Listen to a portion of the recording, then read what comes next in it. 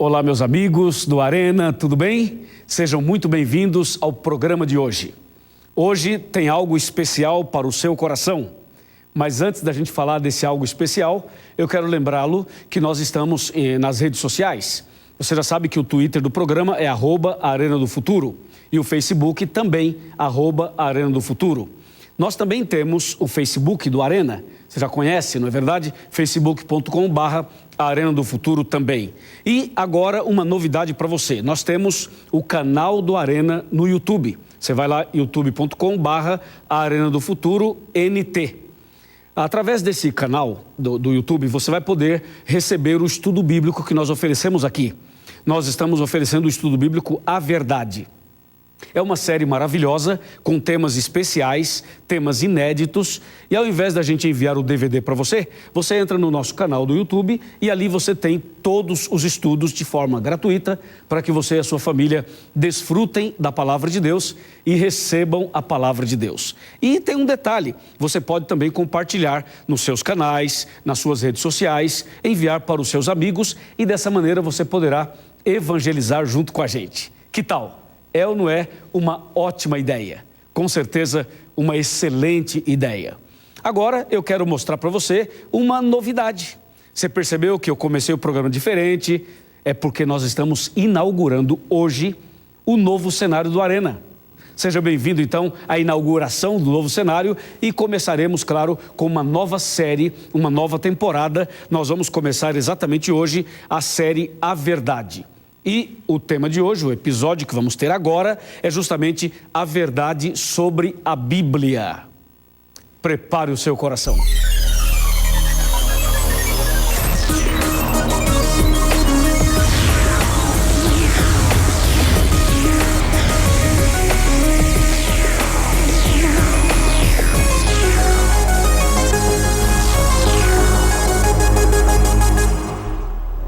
Bem, agora eu vou pegar aqui a minha Bíblia. Eu quero pedir a você que pegue a sua Bíblia também, uma caneta, um papel, e vamos agora ao estudo da Palavra de Deus. Tenho certeza que a mensagem de hoje vai trazer para você algo muito especial. Você já sabe que estamos iniciando não só um cenário novo, como também uma série nova. Nós vamos falar hoje sobre a verdade sobre a Bíblia, a verdade sobre a Palavra de Deus. Presta bem atenção. Eu tenho aqui nas minhas mãos essa Bíblia. Eu queria dizer para você que na minha casa eu tenho várias Bíblias, várias versões. E a Bíblia que eu mais gosto de marcar e fazer um estudo mais profundo, essa eu deixo guardada em casa. Essa daqui eu peguei nova e estou remarcando como as outras. Estou estudando tudo de novo. Então ela já está um pouquinho usada, mas não tão usada assim. Eu preciso marcar um pouquinho mais. E você, como você estuda a Bíblia? Você também gosta de marcar, grifar os textos, você também gosta de registro de pequenos comentários. Olha, vale a pena. É assim que a gente estuda a Bíblia. Você estuda a Bíblia como se você estivesse comendo um delicioso prato com aquela deliciosa alimentação. Agora, para você conhecer melhor esse livro, para você saboreá-lo melhor, eu quero convidá-lo a saber os detalhes a respeito desse livro. A palavra de Deus chegou até nós de uma maneira muito especial. Antes do pecado, quando Deus criou Adão e Eva, a comunicação entre Deus e os seus filhos era uma comunicação direta, face a face. Você sabia que o homem via a Deus e Deus se relacionava com o homem de uma maneira assim bem pessoal, como pai e um filho? Só que aconteceu uma coisa muito estranha. O pecado entrou na vida humana, entrou na terra. E o pecado, de acordo com Isaías 59, versos 1 e 2, o pecado fez uma separação, criou uma barreira entre Deus e o homem. Deus continua nos vendo, Deus continua do nosso lado, Deus continua com a humanidade. Só que o pecado fez com que o homem não pudesse mais ver a face de Deus. O pecado causou essa ruptura, causou esta separação. Mas, de acordo com o livro de Gênesis, ainda no capítulo 3, especialmente os versos 8 e 9 e também o 10, menciona que após o pecado, o homem não via Deus, mas o homem ouvia a voz de Deus. Ou seja, ainda dava para ouvir a voz do Criador.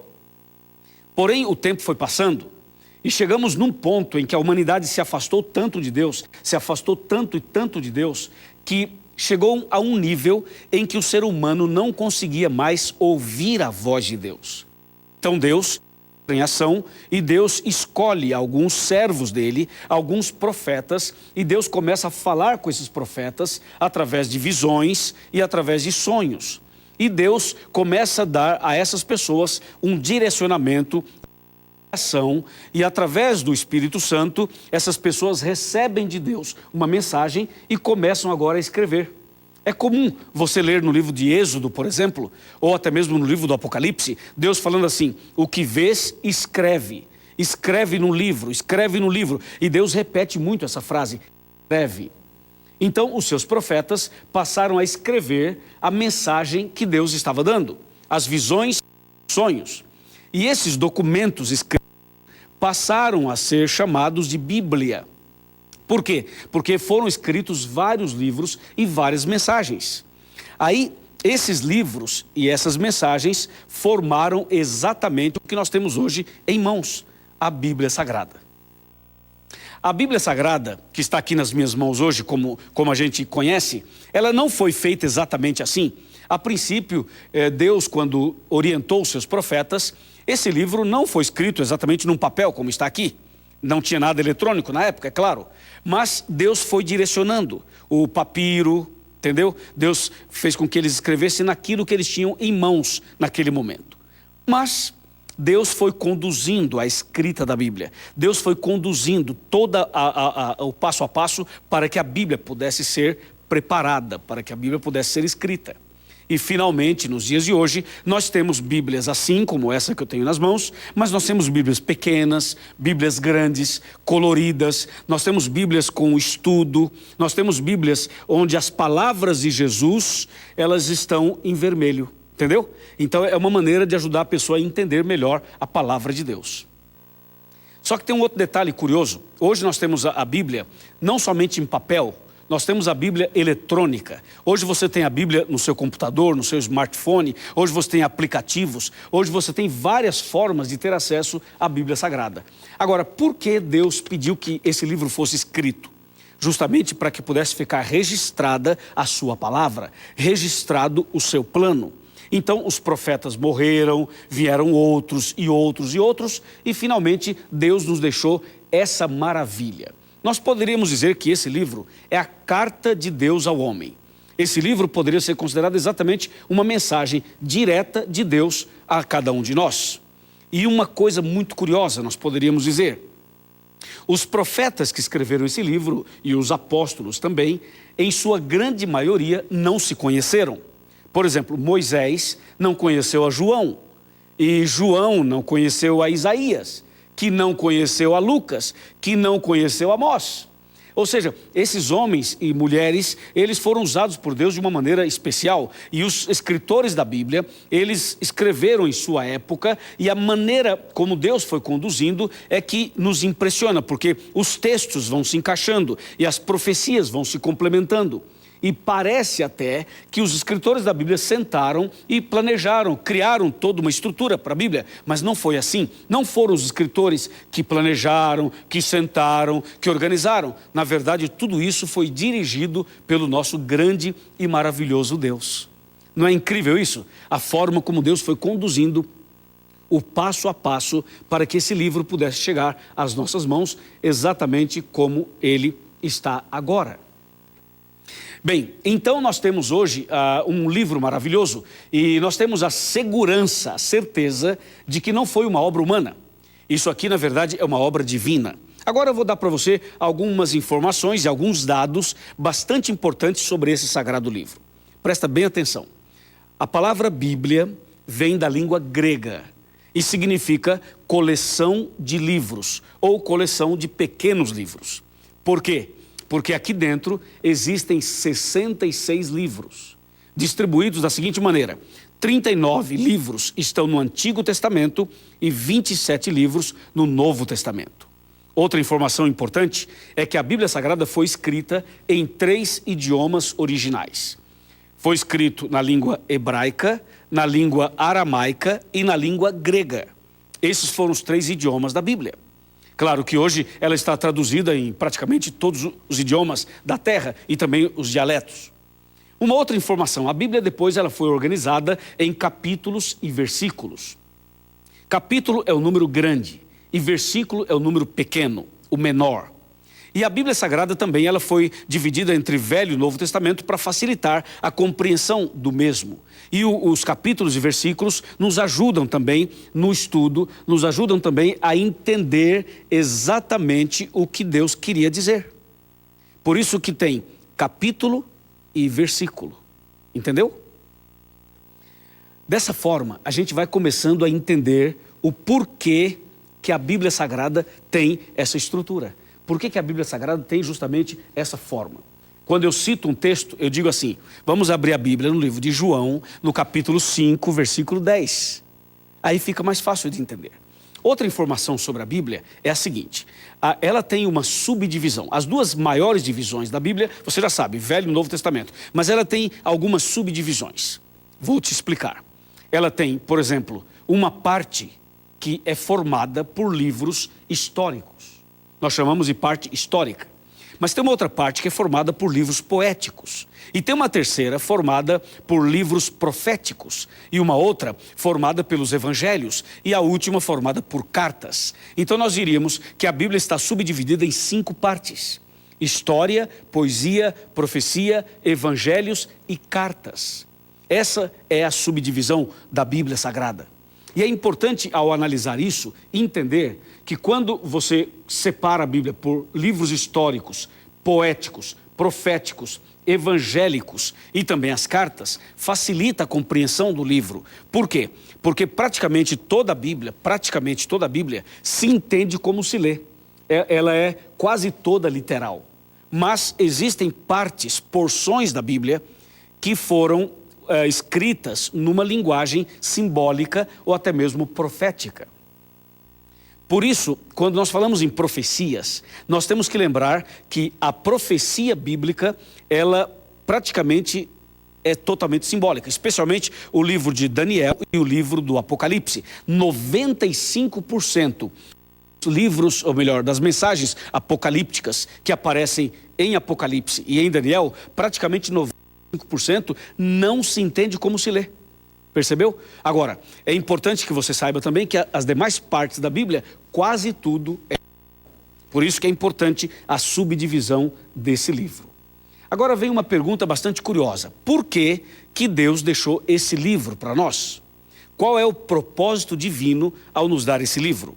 Bem, eu vou lhe mostrar agora alguns versos que nos ajudam a entender o porquê que Deus nos deu esse livro. Eu lhe convido a abrir comigo no livro do Apocalipse, no capítulo número 1, versículo número 3. Vamos abrir a Bíblia agora, está aqui, capítulo 1, verso 3. Bem-aventurados aqueles que leem e aqueles que ouvem as palavras da profecia e guardam as coisas nela escritas, pois o tempo está próximo. Então aqui responde a nossa pergunta. Por que esse livro foi escrito? Essa é a pergunta. Então aqui diz, esse livro foi escrito por quê? Porque Deus tem algo a nos revelar. Diz o texto bíblico de maneira muito clara.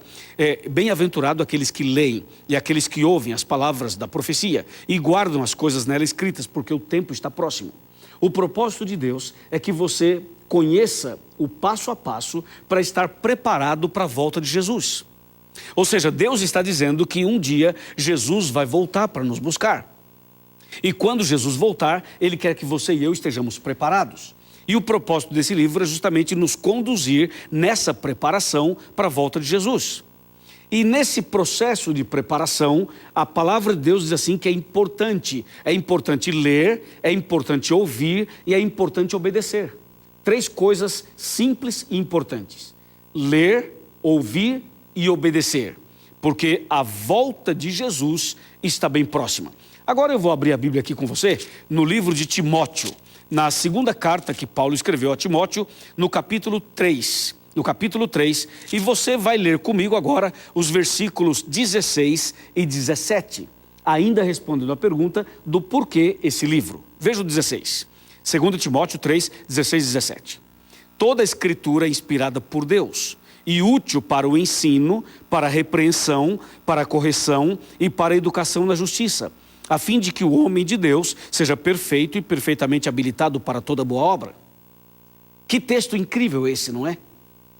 Você percebeu? Eu vou destacar aqui algumas palavras. Diz que a Escritura é útil, inspirada por Deus, e é útil para ensinar, para repreender, para corrigir, para educar na justiça, a fim de que os servos de Deus sejam perfeitos e sejam habilitados para toda boa obra. Portanto, a Bíblia Sagrada nos ensina, nos corrige, nos repreende, ela nos direciona. A Bíblia Sagrada é como se fosse a boca de Deus falando conosco. Não é lindo isso? Não é maravilhoso isso? É como a boca de Deus dizendo a você, olha, vai por aqui, vai por ali, faça isso, não faça aquilo. E Deus vai dirigindo a sua vida, vai dirigindo o seu casamento, vai dirigindo a sua família, vai dirigindo os seus filhos e vai dirigindo também as suas decisões. Quando eu falo dirigindo, é que Deus vai te dando direcionamento para você não cometer os erros. Por isso que Deus deixou esse livro. E tem mais. Observe o que diz Mateus capítulo 22, versículo 29. Esse é um dos textos mais contundentes sobre a própria Bíblia. Mateus 22, verso 29, diz exatamente assim. Respondeu-lhes Jesus, errais, não conhecendo as Escrituras, nem o poder de Deus. Esse texto chama a nossa atenção para a importância de conhecer a Bíblia e o perigo de não conhecê-la. A pessoa que conhece a Sagrada Bíblia, essa pessoa vai errar menos, ou talvez ela não vai errar. Quando eu falo errar menos, é que depende muito do nível de conhecimento que a pessoa tem, do nível de conhecimento que a pessoa realmente recebeu da palavra. O texto é muito claro, diz assim, verso 29, respondeu Jesus, errais, vocês erram porque vocês não conhecem as Escrituras e nem o poder de Deus. O problema é que muitas pessoas acham que conhecem. Muitas pessoas pensam que conhecem a Bíblia, quando na verdade elas não conhecem. Eu tenho conversado com muitos jovens e muitos adolescentes que acham que sabem a Bíblia. Veja, saber a Bíblia não é só ler a Bíblia, não é só decorar versos da Bíblia. Saber a Bíblia é saber por teoria e saber por prática. Nós precisamos conhecer esse livro muito mais do que simplesmente as palavras. Eu vou lhe contar uma pequena história que ajuda a entender o que eu estou tentando te dizer, para você saber a verdade sobre a Bíblia. Presta bem atenção nisso aqui. Existia um concurso sobre o Salmo 23. Você conhece o Salmo 23, não conhece? Pois é, eles organizaram um concurso para ver quem declamava melhor o Salmo do Bom Pastor. E várias pessoas se apresentaram. E depois apareceu um jovem que declamou esse salmo como ninguém havia feito até então. Ele foi brilhante, ele foi maravilhoso. Quando ele terminou a sua apresentação, a plateia se levantou e aplaudiu. Ele foi ovacionado, porque ninguém conhecia o Salmo do Bom Pastor como aquele jovem. E depois dele entrou a última pessoa, era um velhinho. Uma pessoa já cansada, usando uma bengala, falava com dificuldade, a voz já estava rouca. E esse homem também fez a sua apresentação e declamou o Salmo do Bom Pastor. Quando terminou, não houve ruído na plateia. Ninguém aplaudiu, ninguém se levantou, ninguém assobiou. Ele simplesmente terminou sua apresentação e houve um silêncio total. E alguém perguntou, o que aconteceu? Por que ninguém aplaudiu? Por que ninguém se levantou? Porque a plateia estava chorando. As pessoas estavam chorando. Alguém perguntou, e qual a diferença do primeiro para o segundo, do jovem para o velhinho? É que o jovem conhecia o Salmo do Bom Pastor como ninguém, mas aquele velhinho conhecia o Bom Pastor do Salmo como ninguém. Você viu a diferença? Essa é a diferença. Então, a verdade sobre a Bíblia é a seguinte: você precisa conhecer não apenas a Bíblia do Senhor, mas o Senhor da Bíblia. Você precisa conhecer o Deus que é apresentado nesse livro. Esse livro está aqui e ele está em suas mãos para revelar esse Deus maravilhoso para você. A partir do momento em que você e eu e você passamos a olhar para esse livro de maneira diferente, esse livro vai transformar a nossa vida de uma maneira mais efetiva. O problema é que muitas pessoas usam esse livro somente de forma superficial. É importante ler, é importante ter a teoria, mas mais importante que a teoria é você ter um relacionamento com o Deus da Bíblia. Aqui está toda a diferença. É aqui que nós encontramos a diferença principal. Eu sei que o diabo odeia a Bíblia, eu sei que o diabo também odeia você e que ele vai lutar de todas as formas para que você não estude a Bíblia, para que você não conheça a palavra de Deus, entende? Então Deus está te chamando hoje para que você dedique tempo para conhecer melhor esse livro. E Satanás, ele não terá poder sobre você quando você decidir abrir esse livro e estudá-lo de verdade para conhecer o Deus da Bíblia. O Deus da Bíblia. Deus deseja que você tenha essa experiência maravilhosa de realmente se relacionar com Ele através desse sagrado livro. Jesus disse assim, que através desse livro você vai conhecer a verdade. E disse mais, e conhecereis a verdade, e a verdade vos libertará. Está em João 8:32. Esse livro já foi perseguido no passado, e ainda hoje tem e sofre algum tipo de perseguição. Esse livro já foi tirado das mãos das pessoas, esse livro já foi queimado. Hoje ninguém mais tira esse livro da sua mão, assim, de maneira brusca, de maneira violenta, mas existe uma forma em que o diabo está tirando esse livro da sua mão. Sabe de que maneira? Não é com soldados, não é com perseguições, não é com assassinatos. O diabo está tirando esse livro das suas mãos através da internet, da televisão, dos passeios, dos prazeres, de uma agenda louca em que você não tem tempo para ler esse livro. O mesmo Satanás que tirou a Bíblia das mãos de pessoas na Idade Média é o mesmo que hoje está lutando para tirar esse livro da sua mão. As pessoas já não estão gastando mais tempo para ler a Bíblia e eu quero fazer um convite a você, eu quero fazer um apelo a você para que você volte à Bíblia, para que você volte a estudar a Bíblia. Deu para você entender? É importante isso. Não deixe o diabo tirar esse livro da sua mão, não deixe o diabo arrancar esse livro da sua mão.